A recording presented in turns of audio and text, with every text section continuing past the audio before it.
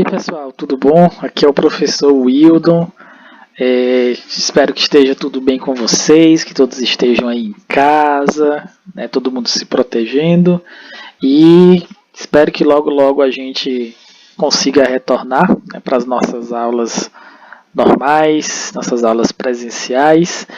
E enquanto isso, a gente vai vendo nossos conteúdos, né, aqui de forma remota, de forma online. Então toda semana vai ter uma aula nova aí para vocês de cada uma das disciplinas, tá certo?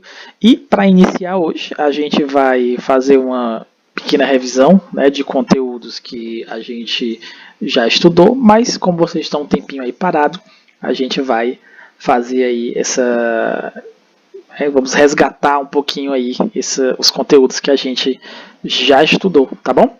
Vamos lá, e o primeiro deles vai ser o verb to be, ou verbo to be. Gente, o verbo to be em inglês, ele é o verbo ser ou estar, né? Ele significa ser ou estar. A gente estuda bastante o verbo to be, porque na verdade em inglês ele é o verbo assim, mais diferente, mais complicado da gente aprender, né? Então a gente estuda bastante ele durante os nossos ensino fundamental, depois o ensino médio novamente. E então vamos lá, né? Vamos aprender como é que se usa esse verbo, tá bom? Mas antes da gente aprender como utilizar o verbo to be efetivamente, a gente tem que aprender os pronomes, tá bom? Quais são os pronomes? Pronome é quando eu digo eu, você, ele, ela, tudo isso é pronome, tá bom? E em inglês, né, os pronomes eles são os seguintes, certo? Eu vou falando aqui e vocês vão repetindo, tá bom? Para praticar a pronúncia. Então, o primeiro pronome é o I, certo? Repitam comigo, I. Ele é só a letra I, mas a pronúncia dele em inglês é I, tá bom? Inclusive, esse pronome aí, o I, ele é sempre escrito com letra maiúscula, tá bom? Quando você for falar o I, se referindo a você, né, ou a eu, no caso, você vai sempre escrever ele com letra maiúscula, é sempre um I maiúsculo. Então, o I, só esse Izinho aí maiúsculo sozinho, significa eu, tá bom? O próximo é o you, que significa você. Repita comigo, you. Depois eu tenho o he, repitam comigo, he, que é ele, she, que significa ela, e o it, esse it, a gente pronuncia it, ele significa ele ou ela, tá bom? Só que ele não é usado para pessoas. O it é quando a gente quer falar ele ou ela, um animal, um objeto ou qualquer outra coisa que não seja um ser humano. Certo? A gente utiliza o it. A gente tem o we, que significa nós. A gente tem o you novamente. Por quê? O you, ele significa vós ou vocês. Tá bom? Ele significa tanto você como vocês. E a gente tem o they, que é esse THEY aí, né? O they, que significa eles. Aí tem dizendo eles, mas ele significa eles ou elas. Tá bom? Tanto faz. Em inglês não tem essa diferença de gênero, é só they, que significa eles ou elas em português, tá bom? Então conseguiram aí entender direitinho os pronomes? Vamos repetir novamente. I, you, he, she, it, we, o you novamente e they. Bom, então agora que a gente já sabe os pronomes, a gente vai efetivamente para o verbo to be, certo? O verbo to be ele tem duas formas, ele tem três formas. Essa daqui, né, que é o am, o are e o is. Então, por que a gente antes estuda os pronomes? Porque dependendo do pronome que eu for usar, eu vou usar uma dessas formas aqui, ou am, ou are, ou o is, tá bom? Então, por exemplo, com o pronome I, que é eu, né, eu sempre vou usar o am, que é esse am aí, certo? Então, quando eu digo assim em inglês, I am, eu estou dizendo eu sou ou eu estou, né? Lembra que eu falei para vocês lá atrás que o verbo to be é o verbo ser ou estar?